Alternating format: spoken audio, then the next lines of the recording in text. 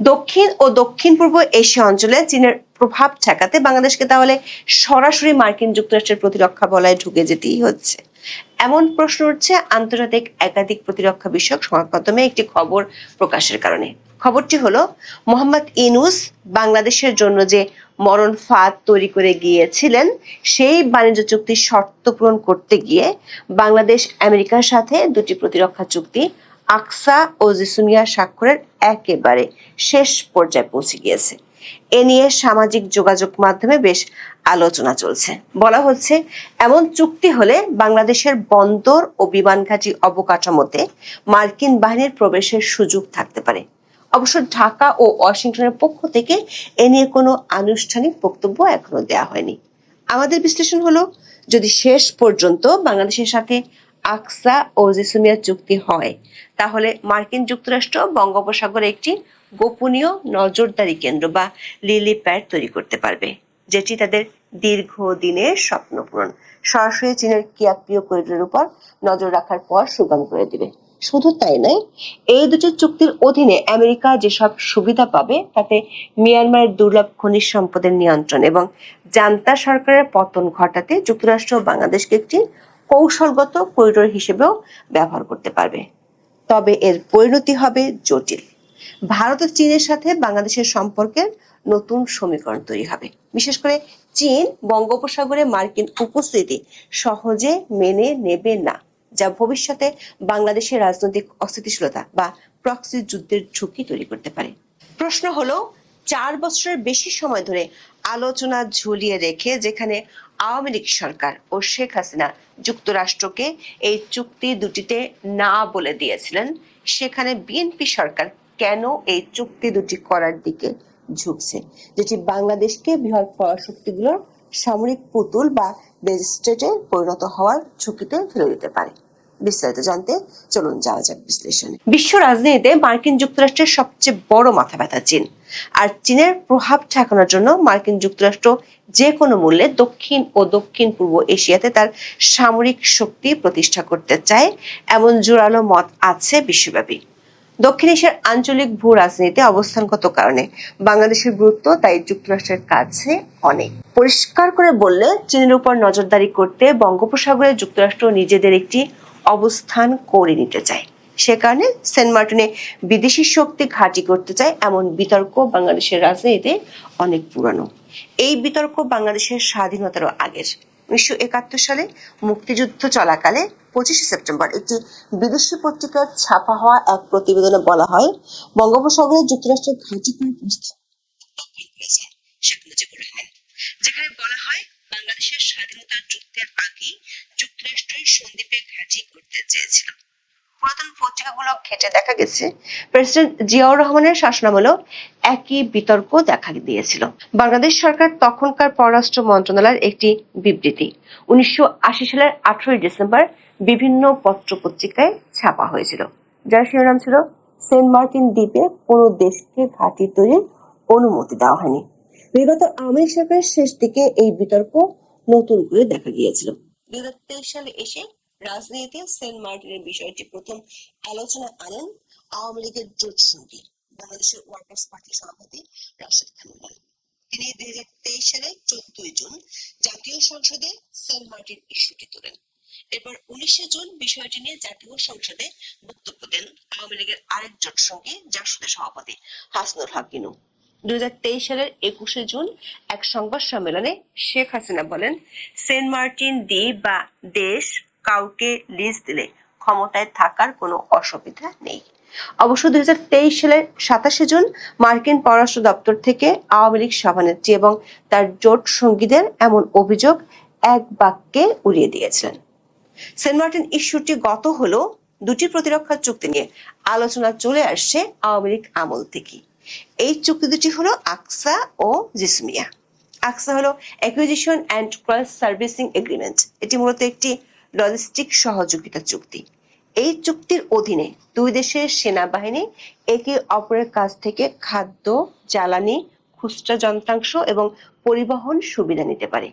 এটি কোনো সামরিক জোট নয়, বরং এটি শান্তিকালীন বা দুর্যোগকালীন সময়ে পারস্পরিক সহযোগিতা সহজতর করে। তবে এর একটি বিতর্কিত দিক হলো এই চুক্তির ফলে মার্কিন যুদ্ধ জাহাজ বা বিমানগুলো বাংলাদেশের বন্দর ও বিমানবন্দর ব্যবহার করে রিফুয়েলিং বা মেরামতের সুযোগ পাবে, যা কার্যত মার্কিন বাহিনীকে বাংলাদেশের সামরিক অবকাঠামোর উপর এক ধরনের অ্যাক্সেস দিবে।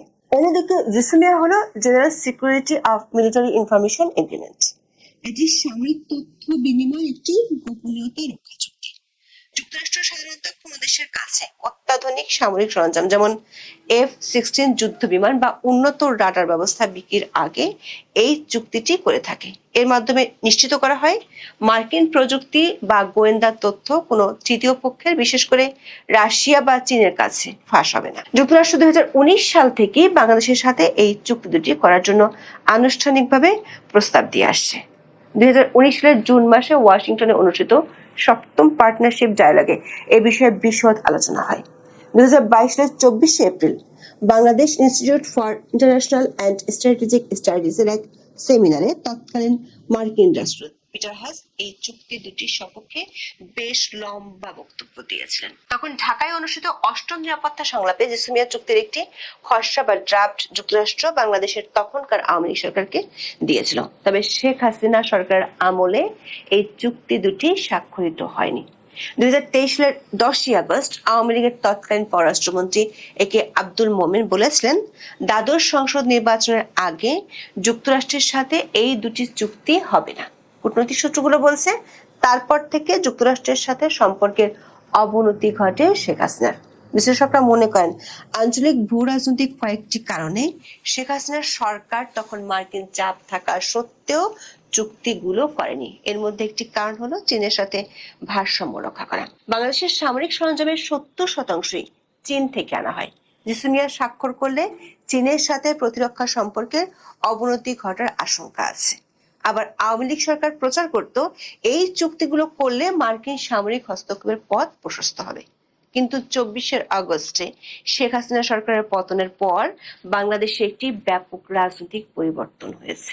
জুলাই আন্দোলনের সমর্থকরা প্রকাশ্যেই বলছেন, যুক্তরাষ্ট্র বাংলাদেশে একটি রেজিম চেঞ্জ করেছে এবং তারাই দেশ চালাচ্ছে। সম্প্রতি ফরহাদ মাজার, যার স্ত্রী গত অন্তর্বর্তী সরকারের একজন উপদেষ্টা ছিলেন, তিনি এমন দাবি প্রকাশ্যে করার পর এটি নিয়ে বাংলাদেশ সরকার কিংবা মার্কিন দূতাবাস থেকে কোনো আপত্তি জানানো হয়নি। বর্তমানে বিএনপি নেতৃত্বাধীন সরকারের উপর আকসা ও জিসিমিয়া চুক্তি দুটি করার জন্য যুক্তরাষ্ট্র অত্যন্ত পরিকল্পিতভাবে চাপ দিচ্ছে বলে বিভিন্ন আন্তর্জাতিক সংবাদ মাধ্যম এবং থিঙ্ক ট্যাঙ্ক দাবি করে আসছে। রিপোর্টে প্রকাশিত হয়েছে, মার্কিন প্রেসিডেন্ট ডোনাল্ড ট্রাম্প বাংলাদেশের প্রধানমন্ত্রী তারেক রহমানকে একটি ব্যক্তিগত চিঠিতে জানিয়েছেন, বাংলাদেশের জন্য মার্কিন বাজারে শুল্ক সুবিধা বজায় রাখা এবং জিএসপি সুবিধা ফিরিয়ে দেওয়ার বিষয়টি সরাসরি আকসা ও জিসিমিয়া চুক্তির উপর নির্ভর করছে। মিলিটারি নিউজ এবং সলিড ইনফো এর মতো বিভিন্ন প্রতিরক্ষা বিশ্লেষণী সংস্থা দাবি করছে, 2026 সালের মে মাসে যুক্তরাষ্ট্রের বাণিজ্য প্রতিনিধি দলের ঢাকা সফরের সময় আকসা ও জিসিমিয়ার চূড়ান্ত খসড়া নিয়ে আলোচনা হয়েছে। বিশ্লেষকরা মনে করেন, আকসা ও জিসিমিয়া কেবল দুটি কাগজের দলিল নয়, এগুলো বঙ্গোপসাগরে মার্কিন সামরিক উপস্থিতির আইনি ভিত্তি দিবে। প্রথমত, আকসা ও জিসিমিয়া চুক্তি স্বাক্ষরিত হলে মার্কিন সামরিক বাহিনী বাংলাদেশের সমুদ্র, নৌ এবং বিমান পথে বেশ কিছু বিশেষ সুবিধা পাবে। চট্টগ্রাম, মাতারবাড়ি এবং মংলা বন্দরে মার্কিন যুদ্ধজাহাজগুলো রিফুয়েলিং এবং মেরামতের সুযোগ পাবে। মার্কিন নৌবহরকে ভারত মহাসাগরের উত্তরাঞ্চলে একটি স্থায়ী সরবরাহ কেন্দ্র বা লজিস্টিক ফুটহোল্ড দিবে। দ্বিতীয়ত, জিসিমিয়া চুক্তির মাধ্যমে মার্কিন যুক্তরাষ্ট্র বাংলাদেশের সাথে রিয়েল টাইম ইন্টেলিজেন্স বা গোয়েন্দা তথ্য শেয়ার করতে পারবে। এর মানে হলো, বঙ্গোপসাগরে চীনের কোনো সাবমেরিন বা যুদ্ধজাহাজ চলাচলের খবর যুক্তরাষ্ট্র সরাসরি বাংলাদেশের রাডার নেটওয়ার্কের মাধ্যমে পর্যবেক্ষণ করতে পারবে। এটি কার্যত বাংলাদেশের প্রতিরক্ষা ব্যবস্থাকে মার্কিন গোয়েন্দা কাঠামোর একটি সফটওয়্যার হিসেবে যুক্ত করবে। তৃতীয়ত, এই চুক্তির ফলে বাংলাদেশ মার্কিন যুক্তরাষ্ট্র থেকে উন্নত মানের সামরিক সরঞ্জাম যেমন RQ-21, ব্ল্যাকজ্যাক, নজরদারি ড্রোন বা আধুনিক প্যাট্রোলক্রাফট কিনতে পারবে। এর ফলে বাংলাদেশের সেনাবাহিনী ও নৌবাহিনী মার্কিন বাহিনীর সাথে সরাসরি যোগাযোগ এবং সমন্বয় করে অপারেশন পরিচালনা করতে সক্ষম হবে, যাকে সামরিক ভাষায় বলে ইন্টার অপারেবিলিটি। প্রশ্ন হলো, সেই শেখ হাসিনার আমল থেকে যুক্তরাষ্ট্র কেন যে কোনো মূল্যে এই চুক্তি দুটি করতে চায়। চীনকে ঠেকানোর জন্য দক্ষিণ ও দক্ষিণ পূর্ব এশিয়ার যুক্তরাষ্ট্র এরই মধ্যে তার বহু মিত্রের সাথে এমন চুক্তি করে ফেলেছে। ভারতের সাথে জিসিমিয়া চুক্তি করেছে 2002 সালে। 2024 সালের নভেম্বরে সবশেষ ফিলিপাইনের সঙ্গে এই চুক্তি করে। জাপান ও দক্ষিণ কোরিয়া উভয় দেশের সঙ্গে যুক্তরাষ্ট্রের দ্বিপক্ষীয় জিসিমিয়া চুক্তি আছে। ফলে সমুদ্রপথে চীনকে ঠেকানোর জন্য, বিশেষ করে মিয়ানমারের রেয়ার আর্থের জন্য ব্যাকুল হয়ে পড়া যুক্তরাষ্ট্রের দরকার বাংলাদেশের সাথে এই চুক্তিগুলো করা। যুক্তরাষ্ট্রের কৌশলগত আকুলতার পেছনে আছে তাদের ইন্দো প্যাসিফিক স্ট্র্যাটেজি বা আইপিএস এবং চীনের বোল্ড অ্যান্ড রোড ইনিশিয়েটিভ বা বিআরআই ঠেকানোর দীর্ঘমেয়াদী পরিকল্পনা। এই পরিকল্পনা সফল করতে যুক্তরাষ্ট্রের যে এত উঠে পড়ে লাগা, তার পেছনে আছে তিনটি কারণ। প্রথমত, চীন তাদের জ্বালানি আমদানির জন্য মালাক্কা প্রণালীর বিকল্প হিসেবে মিয়ানমারের কিয়াকপিও থেকে কুনমিং পর্যন্ত একটি বিশাল পাইপলাইন ও রেল করিডোর তৈরি করেছে। এই করিডোরটি বঙ্গোপসাগর হয়ে যায়। বাংলাদেশ যদি আকসা ও জিসমিয়া সই করে, তবে যুক্তরাষ্ট্র সরাসরি এই করিডোরের প্রবেশ মুখে তার সামরিক প্রভাব বলয় তৈরি করতে পারবে, যা চীনের জন্য একটি বিশাল মাথা ব্যথার কারণ হবে। দ্বিতীয়ত, ভারত মহাসাগরের চীনের স্ট্রিং অফ পার্লস কৌশলের অংশ হিসেবে বঙ্গোপসাগর এবং মিয়ানমারের কোকো আইল্যান্ডে চীনের যে নজরদারি ব্যবস্থা রয়েছে, তাকে প্রতিহত করতে যুক্তরাষ্ট্রের জন্য বাংলাদেশ হলো সবচেয়ে আদর্শ জায়গা। যুক্তরাষ্ট্র বাংলাদেশের চট্টগ্রাম ও মাতারবাড়িতে সফট বেস বা লিলিপ্যাড স্থাপনের মাধ্যমে চীনের এই মুক্তার মালার বিপরীতে নিজস্ব একটি প্রতিরক্ষা বলয় তৈরি করতে চায়। সবশেষ কারণ, যেটি হলো একটি অত্যন্ত গুরুত্বপূর্ণ এবং স্পর্শকাতর বিষয়, মিয়ানমারের দুর্লভ খনিজ সম্পদ বা রেয়ার আর্থ এলিমেন্টস, সংক্ষেপে যাকে বলা হয় RE। মিয়ানমার বর্তমানে বৈশ্বিক খনিজ রাজনীতির একটি কেন্দ্রবিন্দুতে পরিণত হয়েছে। মিয়ানমার বিশ্বের তৃতীয় বৃহত্তম রেয়ার আর্থ উৎপাদনকারী দেশ, যা 2024 সালে প্রায় 31,000 মেট্রিক টন খনিজ উৎপাদন করেছে। এই খনিজগুলো যেমন ডিসপ্রোসিয়াম ও টারবিয়াম ইলেকট্রনিক গাড়ির ব্যাটারি, স্মার্টফোন এবং সবচেয়ে গুরুত্বপূর্ণভাবে অত্যাধুনিক ক্ষেপণাস্ত্র ও সামরিক প্রযুক্তির জন্য অপরিহার্য। বর্তমানে মিয়ানমারের প্রায় সব খনিজ সম্পদ চীনের ইউনান প্রদেশে প্রক্রিয়াজাত হয়, যার ফলে যুক্তরাষ্ট্র এই সরবরাহ চেনে চীনের উপর নির্ভরশীল হয়ে পড়েছে। মিয়ানমারের কাচিন রাজ্যের খনিজ সমৃদ্ধ এলাকাগুলো এখন মূলত জান্তা সরকারের হাতছাড়া হয়ে বিদ্রোহী গোষ্ঠী কাচিন ইন্ডিপেন্ডেন্স আর্মি বা KIA নিয়ন্ত্রণে চলে গেছে। যুক্তরাষ্ট্র বর্তমানে জান্তা সরকারের বিকল্প হিসেবে এই বিদ্রোহী গোষ্ঠীগুলোর সাথে যোগাযোগ বাড়াতে চাইছে, যাতে সরাসরি খনিজ সম্পদ সংগ্রহ করা যায় এবং চীনের একাধিপত্য খর্ব করা যায়। প্রশ্ন হলো, বাংলাদেশ কিভাবে এই প্রক্রিয়ায় ব্যবহৃত হতে পারে? যদি বাংলাদেশের সাথে আকসা ও জিসমিয়া চুক্তি স্বাক্ষরিত হয়, তবে যুক্তরাষ্ট্র বাংলাদেশের ভূখণ্ডকে মিয়ানমারের বিদ্রোহী গোষ্ঠীগুলোর জন্য একটি লজিস্টিক করিডোর হিসেবে ব্যবহার করতে পারবে। দর্শক, আপনাদের হয়তো মনে আছে, মোহাম্মদ ইউনূসের আমলে রাখাইন মানবিক করিডোর ইস্যুতে পুরো বাংলাদেশে বেশ হইচই পড়ে গিয়েছিল। কিন্তু বাংলাদেশ সেনাবাহিনীর চরম আপত্তির মুখে ইউনূস সরকার ও তার সে সময়ের জাতীয় নিরাপত্তা উপদেষ্টা খলিলুর রহমানকে করিডোর দেওয়ার চিন্তা থেকে সরে আসতে হয়েছিল। এই খলিলুর রহমান এখন বিএনপি সরকারের পররাষ্ট্রমন্ত্রী। আকসা ও জিসমিয়া চুক্তি হলো মানবিক সহায়তার আড়ালে যুক্তরাষ্ট্র মিয়ানমারের বিদ্রোহীদের ড্রোন, গোয়েন্দা তথ্য এবং অন্যান্য লজিস্টিক দিতে পারবে। সমালোচকরা বলছেন, যুক্তরাষ্ট্র মূলত মিয়ানমারের সংঘাতকে ব্যবহার করে চীনকে অর্থনৈতিক ও কৌশলগতভাবে কোণঠাসা করতে চায় এবং এক্ষেত্রে বাংলাদেশকে তারা একটি ফ্রন্টলাইন স্টেট হিসেবে ব্যবহার করার চেষ্টা করছে।